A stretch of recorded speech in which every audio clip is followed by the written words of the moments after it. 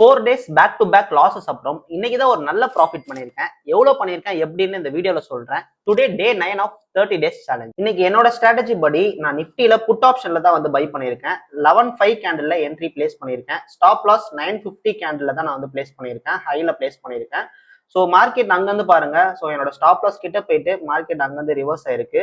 So ஒரு half an ஹவர்லயே எனக்கு 1:1 target வந்து ஹிட் ஆயிடுச்சு. ஸோ அதுக்கப்புறம் வந்து ஒரு 2 ஹவர்ஸ் வந்து மார்க்கெட் சைடு வேஸ்லேயே தான் இருந்துச்சு. ஸோ இந்த டைம்ல வந்து என்னோட ஸ்டாப் லாஸை வந்து நான் என்னோட பிரேக் ஈவன்லேயே வந்து போட்டுட்டேன். ஸோ நான் பிளான் பண்ணியிருந்தது வந்து ஒரு 1:2 இல்லை 1:3 வந்து புக் பண்ணலான்ட்டு இன்னைக்கு நான் பிளான் பண்ணியிருந்தேன். ஸோ என்னோட ஸ்டாப் லாஸை நான் பிரேக் ஈவன்ல போட்டேன். ஒரு 2 ஹவர்ஸ் அப்புறம் ஒரு 1:30 மேல வந்து பாத்தீங்கன்னா மார்க்கெட் அகைன் வந்து டவுன் சைட் மூவ்மெண்ட் கொடுக்க ஆரம்பிச்சது.